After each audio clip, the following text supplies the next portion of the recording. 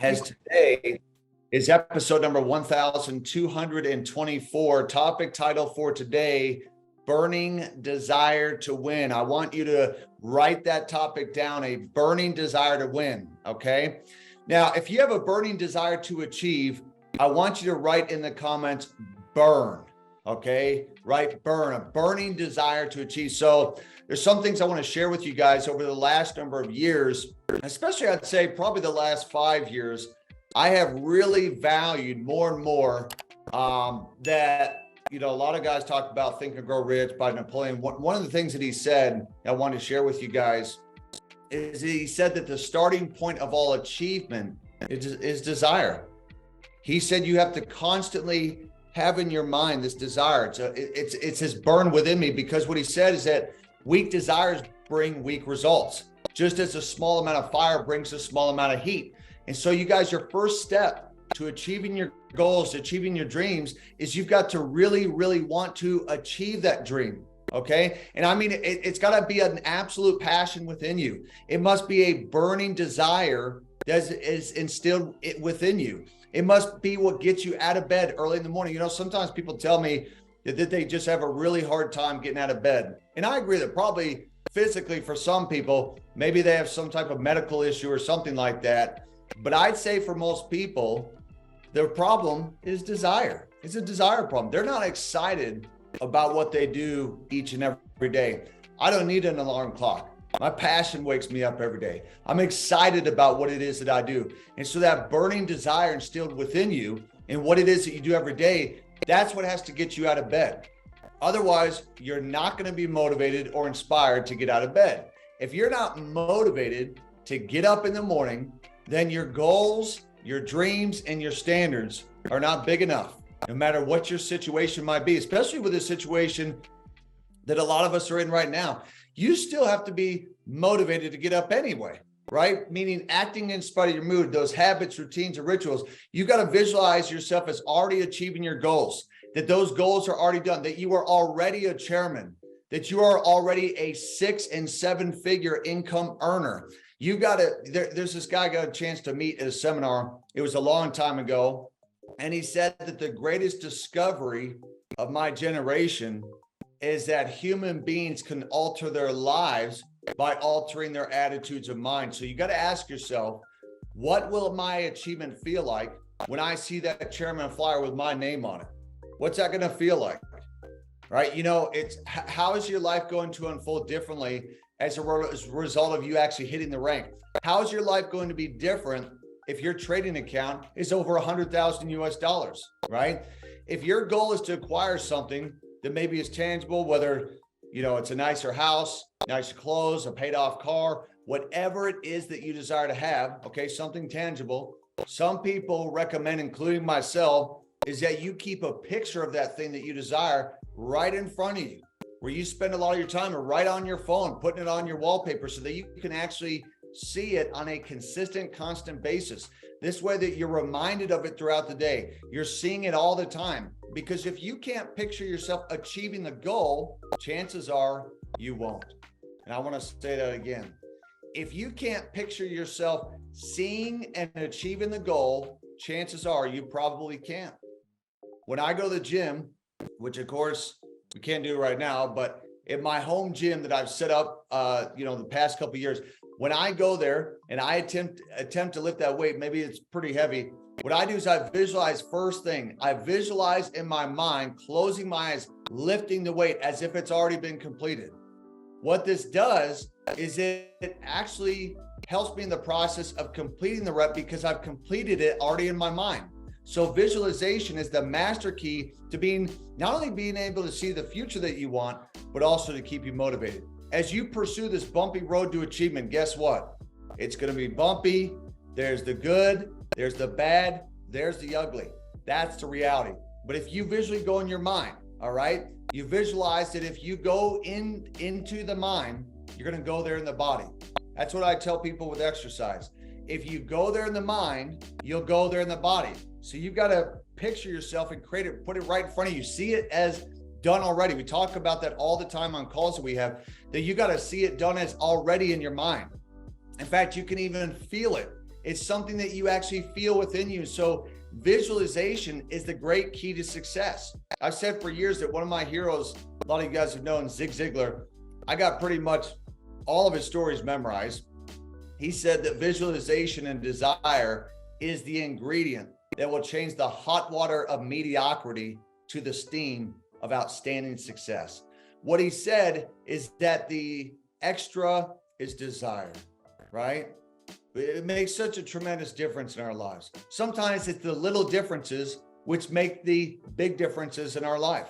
In fact, Zig actually told a story. He said, you want to know how something can, so little can make such a difference. He said, ask anyone who has been in the Army Reserve how they felt when they've been short-sheeted, because it's the part of the blanket that actually hangs over the bed that keeps you warm. Ask anyone who has a car, but there's no air conditioning. All right. In the dead of the heat in the summer, right? It's those little things that make a difference. Playing basketball with no goals to shoot at, that would make for a pretty interesting game to watch, wouldn't it? Right? Having something to actually shoot at, if you know what I'm saying, it's the extra heat which turns the water and starts boiling, right? The first book that I read in personal development was actually Seat at the Top by Zig Ziglar. He actually told a story about a golfer. A lot of you might know Ben Hogan. Okay, he's recognized as one of the greatest golfers who ever lived. And it's been a while. He said people think that it could be Tiger Woods or Jack Nicklaus, but it's actually Ben Hogan. He didn't have all the physical abilities like a lot of these guys today, all right? But what he lacked in that area physically, he made up for in persistence, determination, and desire. And what Zig said about him is that he saved his wife's life when they were actually hit by a Greyhound bus, which for those who don't know what a Greyhound bus is, it's a massive bus, okay? The doctors were all in agreement stating that his career was over and that he would be lucky to ever walk again. But here's the one thing. They didn't understand the will and the desire of Ben Hogan. Once he was able to go through therapy, he was actually able to get back on the golf course. And he said that he did that because of what he told the doctor. He said he told them that he'd be back on the putting green. He was staggering around, and once he re-entered competition, he moved back to the top rapidly. See, Ben Hogan saw himself as few people do, and that's as a winner. You've got to see yourself as a winner first. You've got to see yourself as a champion first, a chairman first. He knew what it took initially to get there. He did it all over again. That's why you see so many millionaires, they file bankruptcy and they end up becoming a millionaire again because they know what it takes to get there. You have got to have an overwhelming, burning desire to win, because the desire is the ingredient that makes the difference between the average performer and a champion. You got to write that down. Desire is the ingredient that makes the difference between an average performer and a champion. You see, Arnold Schwarzenegger, he was a guy that I followed when I was first getting into exercise. He stated, I've always loved it. He said that the difference between a champion bodybuilder and an average bodybuilder is that a champion bodybuilder understands how to go past the pain periods while completing repetitions. Whereas many average bodybuilders, they stop once they get to the pain part. It's hard showing up to a webinar. It's hard doing a meeting. It's hard doing presentations. It's hard talking to people about what it is that you do. But that's the difference. That's the separator. It's true. Champions go past the pain. They realize it is a part of the process. They don't give into a little burning sensation.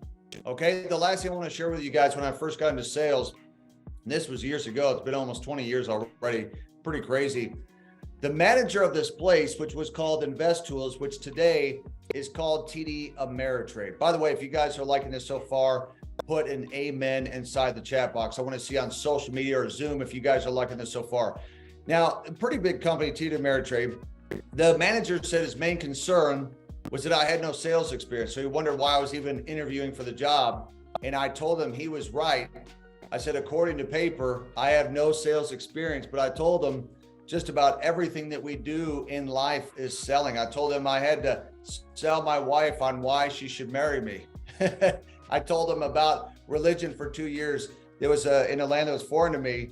which is one of the hardest things you could ever do. I told them that I had to sell, right? I told them it's true that your salespeople out there may have more experience, but I've got a burning desire to win. I've got a why, I've got a need, and I will do whatever it takes to help get this company to the next level. He said, I've done hundreds of interviews. I've heard a lot of fluff, but that is the best response I've ever heard.